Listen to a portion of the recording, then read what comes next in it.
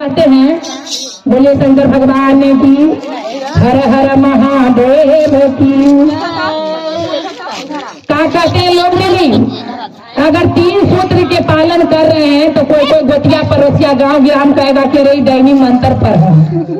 कहे ना दीदी, जो भगवान के नहीं जानते हैं वो दूसरे के बारे में बुराई जरूर सोचेगा, और जो भगवान के मानते हैं वो कोई नहीं कहेगा कि धर्म कर रहा है कि जो कर्म कर रहा है।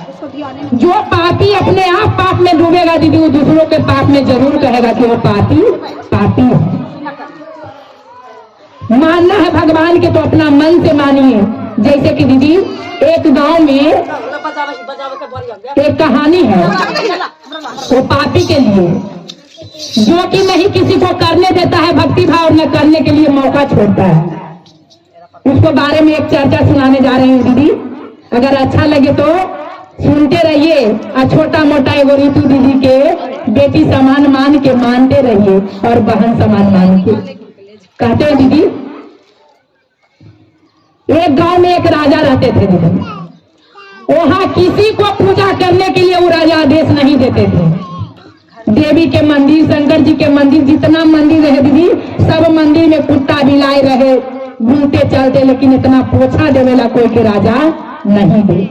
क्योंकि राजा कहेगा कि दुनिया संसार पूजा करेगा, हम नहीं करेंगे तो लोग कहेगा कि रजबा के आग लग गई तो भीख मंगन सब पूजा करे, नहीं हम करेंगे, न किसी को करने देंगे।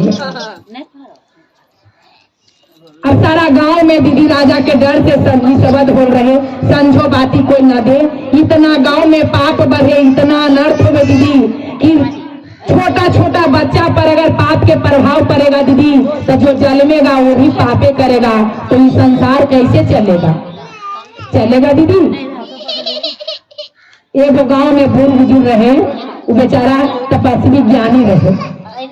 इतना पाप बढ़े गांव में कि पूजा पाठ न करे, काय कल्ला ज्यादा होते रहे, ज्यादा कुल के मने गलते चीज के ध्यान रहे, अच्छा चीज के ध्यान न रहे।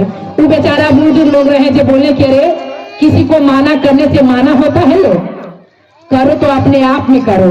वो राजा के चलते सारा लोग ऐसे करेगा तो पूरा गांव में अनर्थ कितना होगा, छोटा छोटा बच्चा पर भी प्रभाव पड़ेगा। ऐसा करो तो वहीं से तपस्वी के बुला के 9 दिन के यज्ञ करवाइए गांव में, बिना यज्ञ करवाइले गांव शुद्ध नहीं होगा। कहलन की ठीक है, सारा गांव इकट्ठा होकर दीदी राजा के छोड़ दिए। जितना जात प्रजात रहे सब मिलके इकट्ठा हो गए और कहीं से तपस्या के बुला के दीदी 9 दिन के प्रवचन गांव में रखे। 9 दिन यज्ञ करवाए, घर घर के छोटा छोटा सा बच्चा ही दीदी उस सत्संग में गए और उनकर भजन भाव सुने भगवान के। छोटा छोटा बच्चा 9 दिन तक भगवान के ज्ञान सुनते रहे, लेकिन राजा पापी एक दिन नहीं चर्चा सुने गए। और कहा कि दीदी 9 दिन जब प्रवचन हो गया, सब लोग सुन लिए, सबको शांति मन में मिल गया। जब 9वां दिन गुरु जी के विदाई करने के लिए मौका आया तो गुरु जी सबके बुलाए कि सब आइए, सब अपना अपना दिल से गुरु के विदाई करने लगे दीदी। गुरु जी बोले कि 9 दिन तो आप प्रवचन सुन लिए, लेकिन 9 दिन प्रवचन सुनने के आज सबसे हम एगो बात करते हैं, आज हम सबसे दक्षिणा मांगते हैं। प्रवचन खाली हाथ नहीं सुना जाता है, सत्संग खाली हाथ नहीं जाना जाता है। सत्संग में खाली हाथ नहीं चाहिए। अगर 1 रुपया बने तो 1 रुपया, 2 रुपया बने तो 2 रुपया अपना हाथ से दान जरूर करिए। इसीलिए गुरु जी बोले कि 9 दिन सुन लिया, लेकिन आए गुरु जी के सबसे दक्षिणा चाहिए। गुरु जी के बोले कि गुरु जी क्या दक्षिणा चाहिए? सीधा पैसा, अन्न धन, वस्त्र। सारा लोग कहे कि क्या चाहिए गुरु जी, जो बोलिएगा वो देंगे।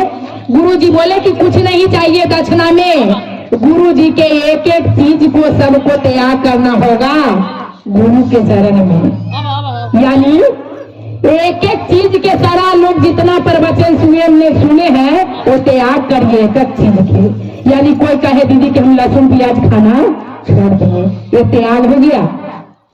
कोई बोले कि कोई वो फल खाना हम ऐसे 12 बरस छोड़ दिए, वो एगो त्याग हो गया, मीट मछली खाना छोड़ दिए। यानी कि एक एक चीज सारा लोग अपना अपना गुरु के शरण में रखते हैं। 12 बरस ही तपस्या करेंगे गुरु जी, आपको सेवा करते रहेंगे। सारा लोग तो एक एक बानी को रख दिए गुरु के शरण में, लेकिन बच गया है वो कौन दीदी? पापी राजा। बोले कि अरे साला, ये वो मछलियां जब तालाब में सड़ता है तो पूरा महके लगता है ना? अगर बाग में एगो पशु पंछी मर जाए तो जरूर महकता है दीदी, क्या चीज मर गया, कुत्ता बिलाए तो न मर गया। बताओ, एगो ही गांव में राजा पापी रह जाएगा तो फिर तो सबके पाप में डुबा ही देगा। सारा प्रजा मिल के जाइए, उसको लेके आइए, गुरु जी आदेश दिए। जितना लोग रहे दीदी सब राजा के खींचिया पिरिया के लाए। राजा, आप राजा कैसे हैं? क्योंकि दीदी मुखिया जब जीतते हैं तो सब लोग सहयोग करते हैं तब न मुखिया बनते हैं दीदी। है? जनता जब सहयोग करेगा तब न मुखिया बनिएगा। राजा कब है? जब छोट लोग इज्जत दे रहा है तो आप राजा है, न तो भीख मांगो से बदतर है ना माई? तब कनन का तीर के लेला राजा के। तब गुरु जी बोले कि राजा सब लोग दक्षिणा दिए लेकिन आप नहीं दिए, नहीं प्रवचन सुने। ऐसा करिए ना कि एक चीज को आप त्याग खाली कर दीजिए गुरु के शरण में, हम मान लेंगे कि आप गुरु के मान लिए। राजा बोले कि हमसे पूजा नहीं होगा, हमसे धर्म नहीं होगा, हमसे दान पुण्य नहीं होगा, तो ठीक है, कुछ नहीं होगा तो एक चीज के त्याग कर दीजिए। बोले कि क्या त्याग करें? हमसे तो जो होगा, जो लव है जो तो मांगबे करेगा। ऐसा करते हैं गुरुजी, सबसे बड़ा त्याग किए दीदी माई, क्योंकि भगवान परीक्षा लेते हैं तो गहरा रूप से लेते हैं। बोले कि अच्छा सच है, हमारे घर के सामने कुम्हार भैया के वो घर है, आज से हम जाइए गुरुजी, यही हम प्रण ठान लेते हैं कि बिना कुम्हार के मुख देख ले हम जलाए से नहीं करेंगे। 12 बरस तक हम तपस्या के पूरा करेंगे।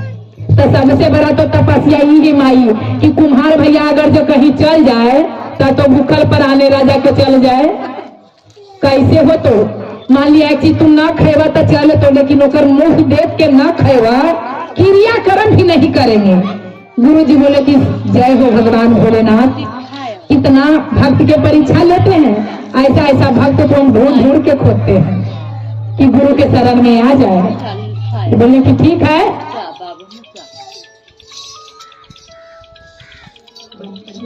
तब बोले कि तो ठीक है, त्याग कर दिए ना? गुरु जी बोले कि हाँ हम त्याग कर दिए। 12 बरस तक दीदी राजा तपस्या करने लगे, रोज दिन नित्य दिन कुम्हार भैया के मुख देखे तो अंजल करे। 11वां साल पूर गया, तब रानी के मन में भगवान फीलिंग देने लगे, परीक्षा लेने लगे भगवान कि अब राजा के तपस्या पूरा होने वाला है, कैसे होगा? बोले कि अब क्या करे?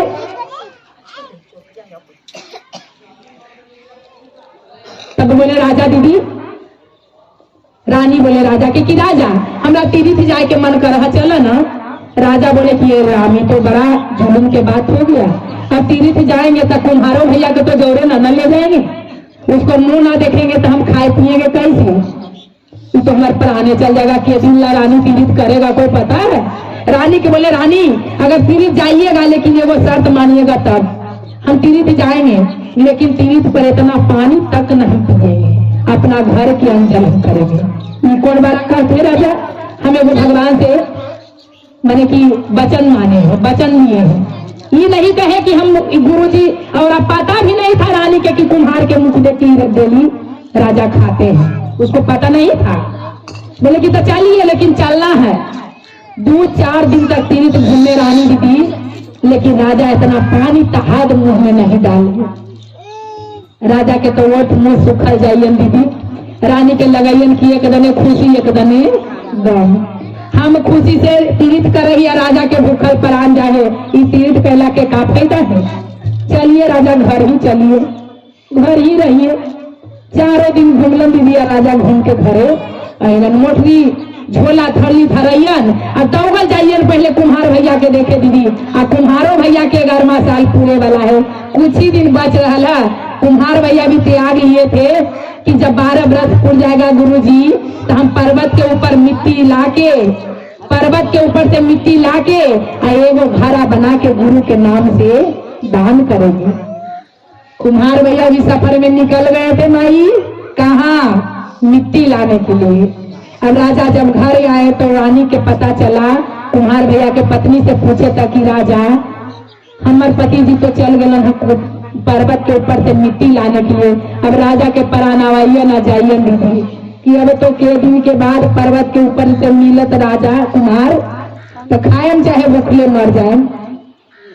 तैयो राजा दीदी बोले कि सब चीज टूट जाए लेकिन ये जो प्रण ठाने हो वो नहीं तोड़ेंगे, हम जाएंगे चाहे मर जाए रास्ता में लेकिन वो बिना उनका मुख देखले हम नहीं खाएंगे। जाते जाते दीदी कुछ दिन समय तो लग ही न गया, अब मिट्टी के पर्वत कोड़ते कोड़ते कुम्हार भैया के भी समय लग गया। और जब वहां राजा पहुंचते हैं, कुम्हार भैया के कोड़ते कोड़ते मिट्टी सोना के वो गगरा मिला मिट्टी के तल से, वो गगरा में खाली हीरा मोती माई भरल। जाना है दीदी, राजा वहां पहुंचते हैं और कुम्हार भैया के गगरा मिलते के साथ पर्वत के ऊपर कुम्हार भैया नाचने गाने लगते हैं कि भगवान 12 बरस के तपस्या के फल हमको दे दिए, अब कहाँ कमाएंगे, अब आपको सेवा करते रहिए। अब नाचवैया न गवैयन खूब देखबो करहन इधर उधर कि भले न कोई देख ले तो हमरा से छीन के लेके भागिए जाए। अब इधर उधर देखते तो कहीं नजर कुछ नहीं पड़ता है, लेकिन राजा के नजर तो बाई में है कि करने कुम्हार भैया के देखी, जब नाचते थे खैया तो राजा के नजर पड़े कुम्हार भैया पर और कुम्हार भैया के नजर पड़े राजा पर। कुम्हार भैया खड़े हो गए, अब बोले कि अब तो राजा देखिए लिए। जब खड़ा हो गए तो राजा बोले कि ठीक है हम आपको देख लिए। अब कुम्हार भैया के लगा कि कह रहा है कि गगरा हम देख लिए, अब छीन के लेके भागिए जाएगा, ये राजा है तो लोभी है ये लेके चलिए जाएगा। बोले कि ठीक है हम आपको देख लिए। अब कुम्हार भैया बोले कि ठीक है राजा आप देख लिए, किसी से कहिएगा मत राजा, बस 50-50 दोनों बांट लीजिएगा। क्या देखे, ऐसा तो कुछ देखे नहीं। राजा सुनिए किसी से कहिएगा मत, बस 50-50 दोनों बांट लीजिएगा। राजा बोले अरे क्या देखे जैसे बोल रहा है, नीचे आवो उतर के। नीचे आए दीदी, माथा पर गगरा सोना के लेके बोले राजा देखिए 12 बरस के फल हमको मिल गए। राजा बोले क्या है इसमें? जब गगरा के मुंह खोल के देखते दिल का खाली हीरा मोती चमक रहा है उसमें। राजा भुकार पार के रोने लगे माई। एक इंसान के मुख देख के हम 12 बरस अन्न जल किए तो हमरा सोना के गगरा देखे ला मिला, इतना हीरा मोती देखे ला मिला। और जिस तरह से हम भगवान के रूप देख के 12 बरस हम अन्न जल करते हैं, आज कितना बड़ा राजा में घंटे हैं, लेकिन आज लोग भी हमको मर्यादा नहीं दे रहे हैं। अब राजा के यकीन खुलते हैं दीदी, इसीलिए राजा भुकार पार के रोने लगे। कुम्हार भैया बोले कि राजा रोते काहे हैं? बोले कि आपको मुख देखकर हम 12 बरस अन्न जल किए, आज इतना बड़ा तोहफा मिला। इसी तरह से हम भगवान के रूप देख के अगर 12 बरस भोजन करते तो कितना बड़ा तपस्वी हम आज बन जाते। इसीलिए कहना है माई कि चर्चा के माध्यम से कि भगवान के मानो खाली भगवान, इंसान के मानोगे कि अपना है, करेजा के टुकड़ा है, एकदम दिल के भीतर बसने वाला है, लेकिन वही एक दिन छुरा मार के चला जाएगा और दुनिया संसार में किसी को कोई काम नहीं देगा। मानो तो मानो भगवान के अपना, किसी को अपना नहीं मानो। जो पति है वो भी अपना नहीं है दीदी, एक समय में वो भी सपना ही सपना। बोलिए शंकर भगवान की। अगर चर्चा अच्छा लगे तो तालियां बजा दीजिए दीदी, जरा मीठा भाव।